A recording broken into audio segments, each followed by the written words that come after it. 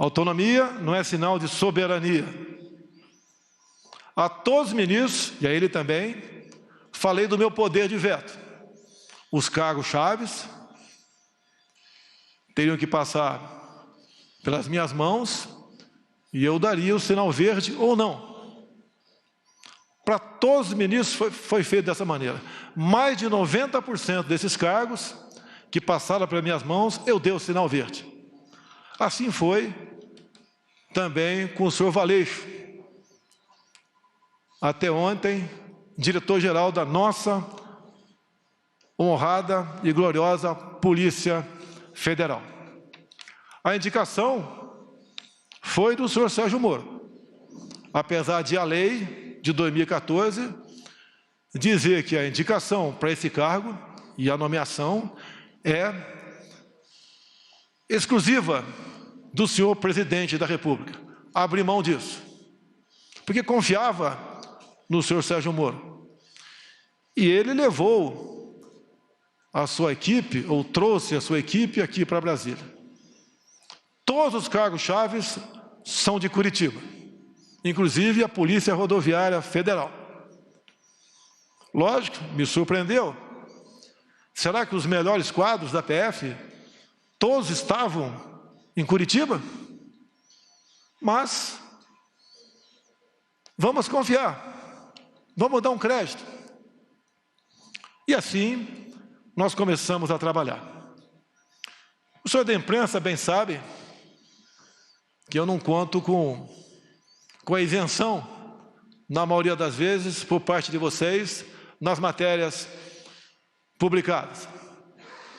Desde o começo, já se começou a falar que eu estava dificultando operações de combate à corrupção.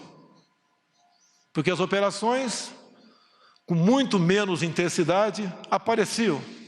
Mas é óbvio que isso ia acontecer. Se as nossas indicações para ministérios, bancos oficiais e estatais não passavam por indicações partidárias, está na cara que a fonte da corrupção não era tão abundante quanto antigamente. Isso começou a bater sobre mim, como se eu tivesse contrário à Lava Jato. Isso não é verdade. As grandes operações da PF no passado foram em cima de estatais ou de empreiteiros que faziam obras e arrancavam recursos via bancos oficiais, em especial o BNDES. Nós botamos um ponto final nisso. Isso foi muito caro para mim. Poderosos se levantaram contra mim. E é uma realidade. É uma verdade. Eu estou lutando contra um sistema, contra o establishment. Coisas que aconteciam no Brasil, praticamente não acontecem mais. E me desculpe a modéstia, em grande parte, pela minha coragem de indicar um time de ministros comprometido com o futuro do Brasil. Continua não sendo fácil, mas pode ter certeza, hoje em dia, eu conto com muitos parlamentares dentro do Congresso Nacional que já comungam dessa tese, de vários partidos, exceto da extrema esquerda, porque o que eles querem, no final das contas, é roubar a nossa liberdade. No que depender de mim, não medirei esforço para que isso não aconteça. Dizer ao prezado ex-ministro Sérgio Moro, como o senhor disse hoje na sua coletiva, por 3 vezes, o senhor disse que tinha uma biografia a zelar. Eu digo a vossa senhoria que eu tenho um Brasil a zelar. Não apenas fiz um juramento quando sentei praça nos idos 1973, na Escola Preparatória de Cadetes do Exército em Campinas, em dar a vida pela minha pátria, se preciso fosse. Mais que a vida para minha pátria, eu tenho dado. e eu tenho dado o desconforto da minha família, as acusações mais torpes possíveis, não só contra a minha família, bem como aqueles que estão ao meu lado. Falava-se em interferência minha na Polícia Federal. Ora as bolas, se eu posso trocar o ministro, por que não posso, de acordo com a lei, trocar o diretor da Polícia Federal? Eu não tenho que pedir autorização para ninguém para trocar o diretor ou qualquer um outro que esteja na pirâmide hierárquica do Poder Executivo. Será que é interferir na Polícia Federal, quase que exigir e implorar Sérgio Moro que apure quem mandou matar Jair Bolsonaro? A PF de Sérgio Moro mais se preocupou com Marielle do que com seu chefe supremo. Cobrei muito deles aí. Não interferi. Eu acho que todas as pessoas de bem no Brasil querem saber. E entendo, me desculpe, senhor ex-ministro, entre o meu caso e da Marielle, o meu está muito menos difícil de solucionar. Afinal de contas, o autor foi preso em flagrante delito. Mais pessoas testemunharam. Telefones foram apreendidos, 3 renomados advogados, em menos de 24 horas, estavam lá para defender o assassino. Isso é interferir na Polícia Federal? Será que pedir à Polícia Federal, quase que implorar, via ministro, para que fosse apurado o caso Marielle, no caso porteiro da minha casa 58, na Avenida Lúcio Costa, 3100? Quase que por acaso descobrimos, se não eu pedir para o meu filho ir na portaria e filmar a secretária eletrônica. Talvez até hoje ficasse a dúvida para todos que eu poderia estar envolvido nisso. Isso foi numa quarta-feira de março de 2018, onde entre a ligação do porteiro para a minha casa e as minhas digitais nos painéis de presença da Câmara, tinha um espaço de menos de 1 hora, eu não estava lá. Depois, a perícia da Polícia Civil do Rio ainda chega à conclusão que aquela voz não é a voz do porteiro em questão. Será que é interferir na Polícia Federal, exigir uma investigação sobre esse porteiro? O que aconteceu com ele? Ele foi subornado? Ele foi ameaçado? Ele não sofre ele sofre das faculdades mentais? O que aconteceu para ele falar com tanta propriedade um fato que, segundo ele, existiu há praticamente 1 ano atrás? É exigir da Polícia Federal muito, via seu ministro, para que esse porteiro fosse investigado, com todo respeito a todas as vidas do Brasil. Acredito que a vida do Presidente da República tem um significado, que afinal de contas é o chefe de Estado. Isso é interferir na Polícia Federal? Cobrar isso da sua Polícia Federal? Confesso que, ao longo do tempo, como bem vos lhes disse, uma coisa é ter uma imagem e conhecer uma pessoa, a outra é conviver com ela. Nunca pedi para ele, para que a PF me blindasse onde quer que fosse. Quando se fala em corrupção, eu falo da minha vida particular. Nos últimos 2 anos de parlamentar, gastei menos da metade que poderia gastar na sua cota parlamentar, com passagem aérea, com despesa de combustível, de alimentação, de aluguéis. Na vida de presidente da República, eu tenho 3 cartões corporativos. 2 são usados para despesas, as mais variadas possíveis, que afinal de contas, mais de 100 pessoas estão na minha segurança diariamente. Despesas de casa normal. E um terceiro cartão, que eu posso sacar 24 mil por mês, sem prestar conta. Eu posso sacar 24 mil reais e gastar onde bem entender, sem prestação de contas. Quanto eu usei dessa verba desde janeiro do ano passado? 0. Isso é obrigação. Desliguei o aquecedor da piscina olímpica do Alvorada. Modificamos o cardápio. Mas isso não tem nada a ver. É obrigação da minha parte. Mas só para lembrar que eu tenho preocupação com a coisa pública e busco dar exemplo. Quando se fala em interferência, tem aqui um ministro meu, tão importante quanto os demais, que nós somos uma corrente, nenhum elo é mais forte que a própria corrente, o Paulo Guedes. Quando eu vi que o Inmetro, que é um órgão parecido até, logicamente, cada um na sua função, com a Polícia Federal, com a PRF, com a Secretaria da Cultura, do Marcelo Avantônio, entre tantas outras. Eu falei, Paulo Guedes, eu vou implodir o Inmetro, porque o que eu descobri lá, nós não podemos deixar o povo sofrer dessa maneira. Queriam trocar 1.600.000 tacógrafos de motoristas, de viaturas, cada tacógrafo custando R$ 1.900. Quem ia pagar a conta era o motorista de caminhão, o motorista de van, de ônibus.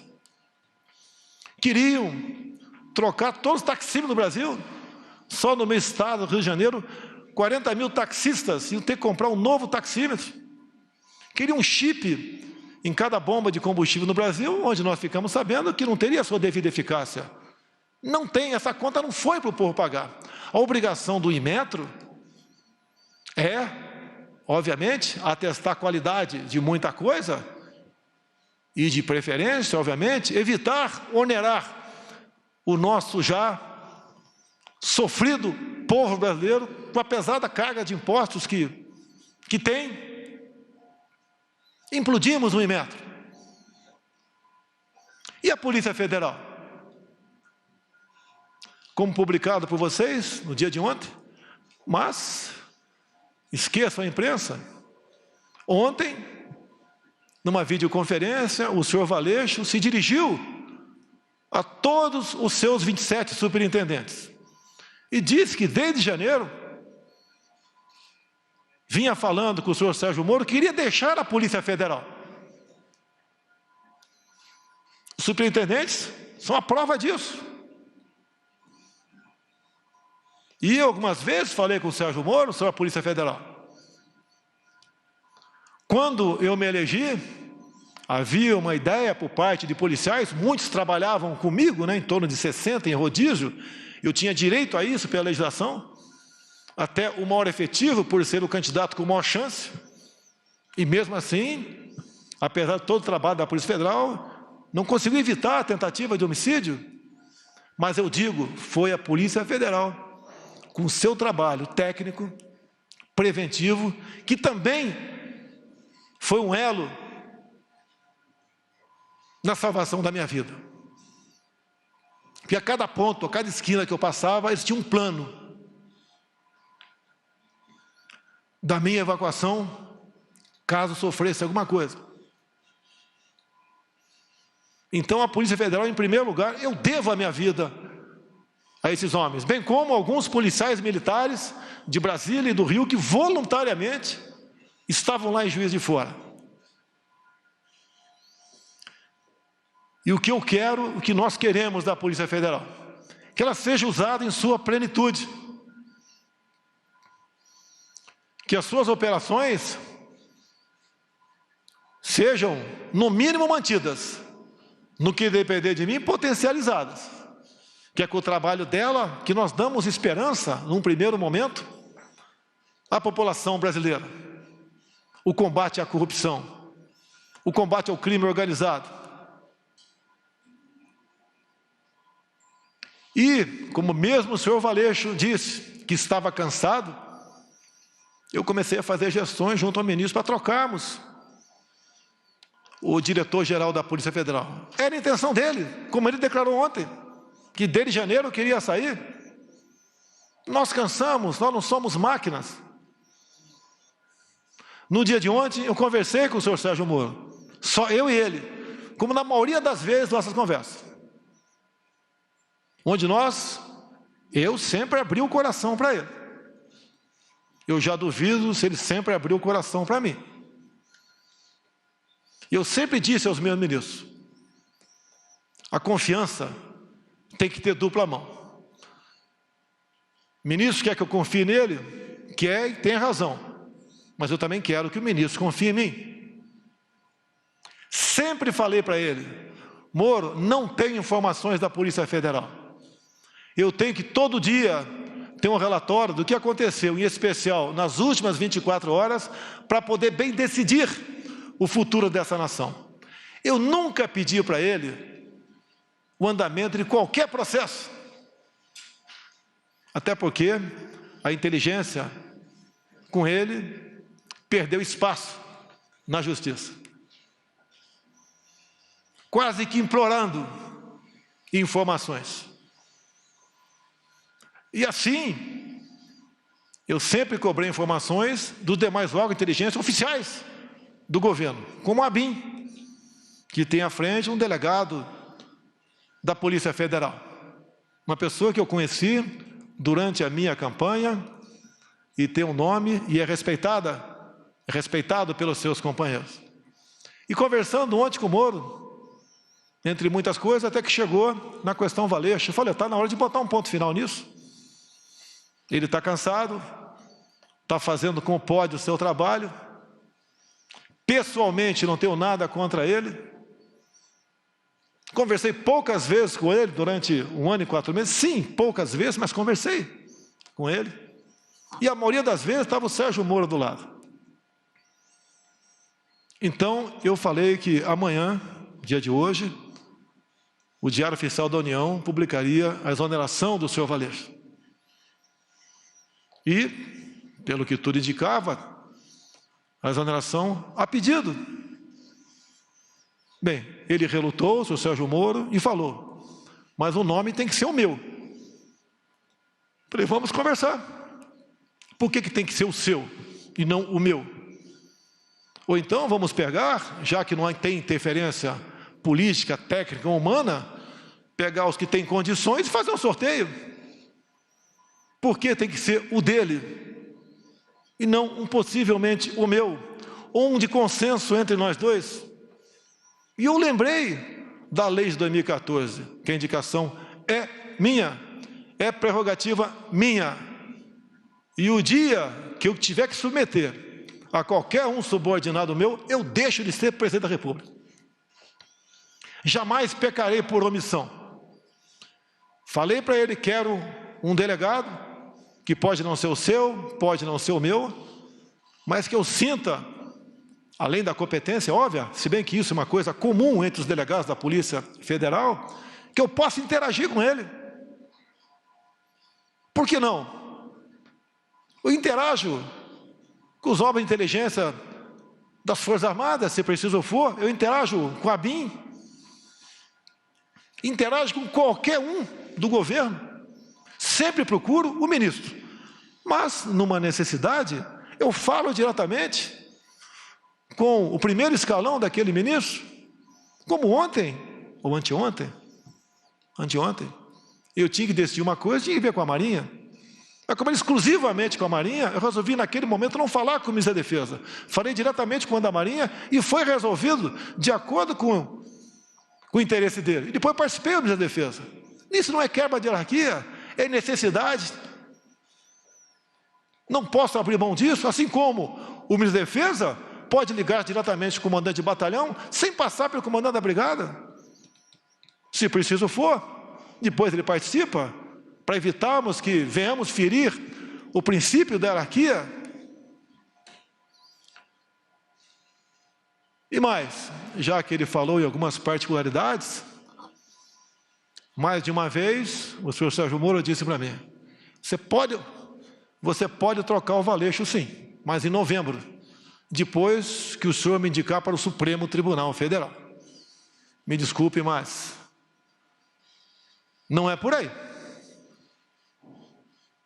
Reconheço as suas qualidades em chegando lá, se um dia chegar, pode fazer um bom trabalho, mas eu não troco. E outra coisa, é desmoralizante para um presidente ouvir isso, mais ainda externar, ou não trocar, porque não foi trocado, sugerir a troca de 2 superintendentes entre 27.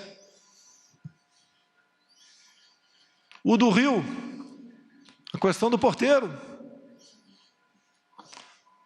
a questão do meu filho 04, o Renan, que agora tem 20, 21 anos de idade,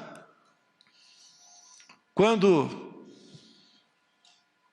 no clamor da questão do porteiro, do caso Adélio, que os 2 ex-policiais teriam ido falar comigo, também apareceu que o meu filho 04 teria namorado a filha desse ex-sargento.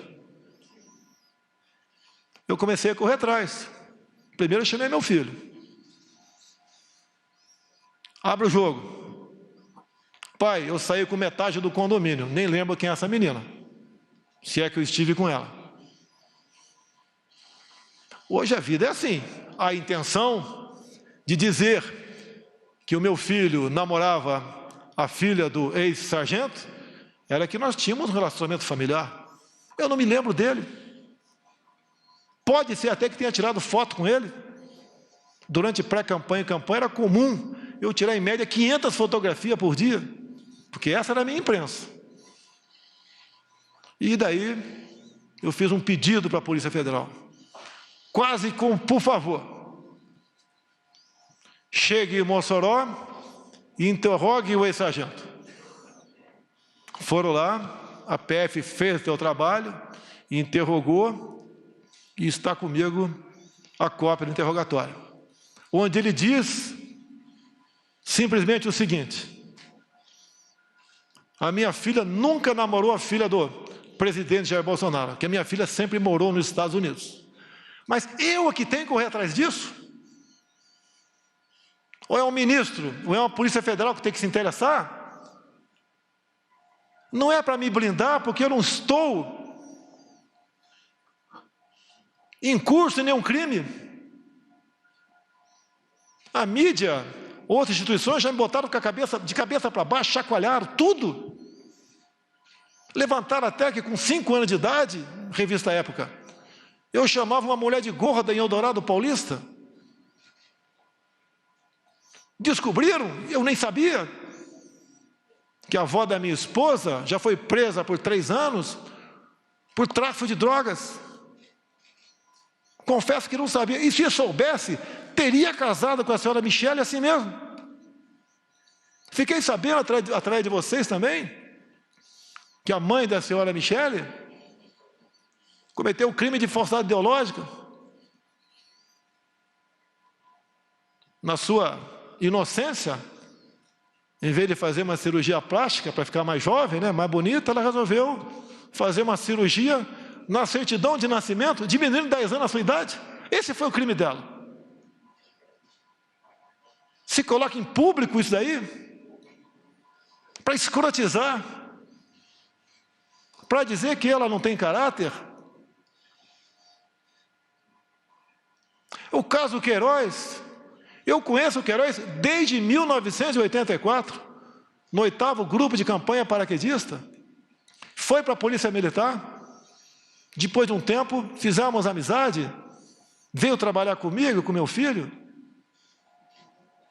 O que porventura ele faz, ele responde pelos seus atos. Não foi por uma, foi por 2 vezes que o Queiroz teve dívida comigo. Me pagou com cheques. E não veio para minha conta esse cheque, porque eu simplesmente deixei no Rio de Janeiro. Não estaria na minha conta. E não foram 24 mil reais, foi 40 mil reais. Desde o primeiro momento. Não é uma pessoa, porventura, faz algo de errado e está do nosso lado. Você tem que ser responsabilizado e o tempo todo ser cobrado por isso. Nunca pedi para blindar ninguém da minha família. Jamais faria isso.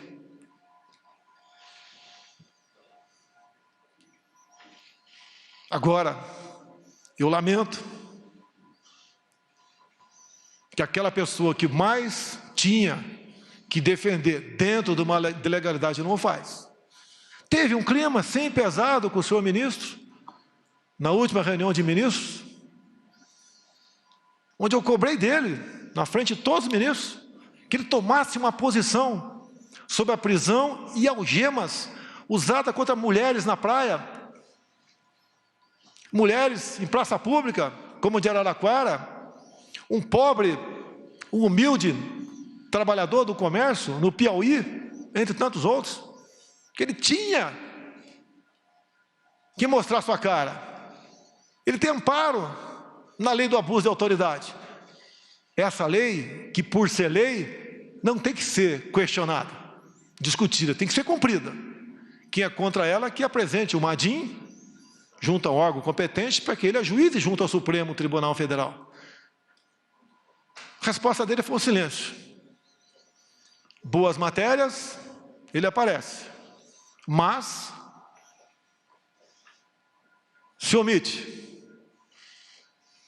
A minha vida, as minhas ações, muitas vezes, elas são de um arrebento, de explosão. Eu não posso admitir cercear o direito de ir e vir quem quer que seja. E a lei que fala sobre isso, no caso de pandemias, é alguém comprovadamente infectado. A decisão dessas medidas coercitivas cabem aos respectivos governadores e prefeitos. Assim decidiu o Supremo Tribunal Federal. E uma vez decidido, não cabe a mim questionar mais. Prefeitos, alguns governadores, em cima disso, estão cometendo tremendos absurdos. E o governo federal tem que se posicionar, tem que peticionar o Supremo Tribunal Federal, entrar com ações. E quem tem que fazer isso? O presidente ou o ministro da pasta responsável? Isso incomoda ele. É um ministro, lamentavelmente, desarmamentista, dificuldades enormes com decretos para facilitar para os CACs ou para aqueles que têm uma arma a compra de armamento, de munição.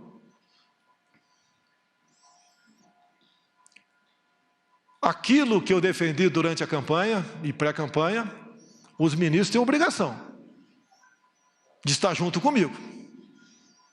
Caso contrário, não estão no governo certo. Não tenho mágoa do senhor Sérgio Moro. Hoje pela manhã,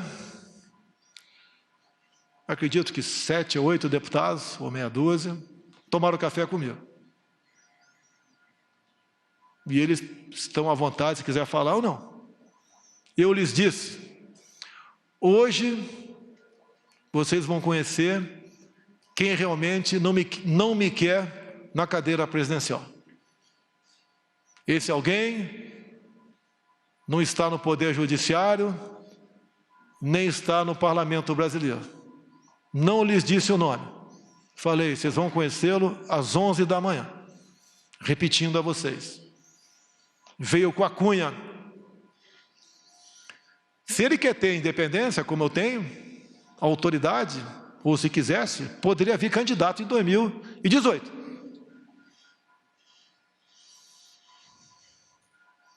Agora, eu não posso conviver, ou fica difícil a convivência, com uma pessoa que pensa bastante diferente de você. Um fato que foi noticiado muito no início do ano passado, ele nomeou a senhora Ilona Sabó como suplente de um conselho, e nós sabemos que essa senhora, ou senhorita, tem publicações, as mais variadas possíveis, defendendo o aborto, ideologia de gênero, entre tantas outras coisas, que são em completo desacordo com as bandeiras que eu defendi, que os cristãos brasileiros também defendiam, e até ateus defendiam também. Não foi fácil conseguir a exoneração dessa pessoa, porque o tempo todo você me deu carta branca e porteira fechada. Mas quase sempre se lembrava do poder de veto. Torci muito para dar certo. Muito. Mas, infelizmente, ou felizmente, no dia de hoje, após nossa conversa no dia de ontem, eu até fui sinalizado que ele compareceria à presidência e seria bem recebido, como foi o senhor Mandetta há poucos dias, para comunicar seu afastamento, ou para tentar a última cartada. Tem mais esses nomes aqui para o DG. O senhor concorda com algum desses ou não? E daí tomar uma providência. Eu sempre fui do diálogo. Vocês não vão encontrar nenhum ministro meu que vai dizer que eu impus qualquer coisa para ele. Ele resolveu marcar uma coletiva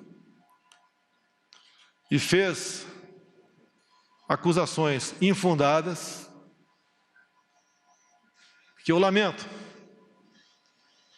Para muitos, vai deslustrar a sua tão defendida biografia.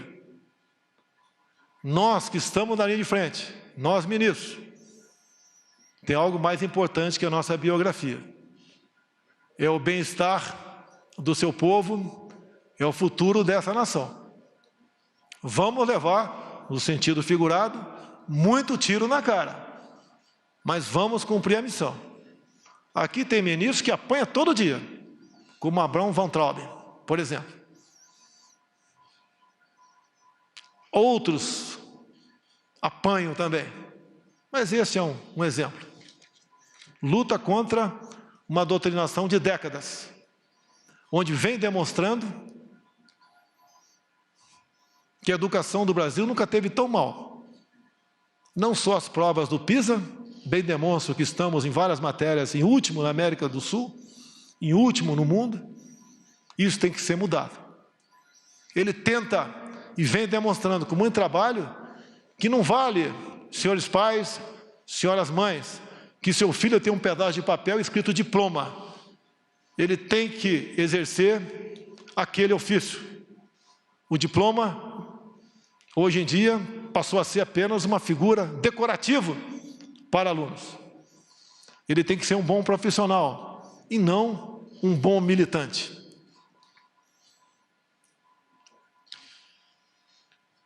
Três páginas bem curtas apenas aqui, eu vou ler e dar o encerramento a essa coletiva. Meu compromisso é com o Brasil e com a democracia. Sempre dei plena liberdade aos meus ministros, sem abrir mão do meu poder de veto e da minha autoridade como presidente da República. Sempre mantive diálogos republicanos com todos os meus ministros. Temos discordâncias e convergências, mas em qualquer situação mantive o respeito à opinião de todos. Sempre fui leal a eles. Ontem, mais uma vez, conversamos com o senhor ministro Sérgio Moro sobre a substituição na Polícia Federal.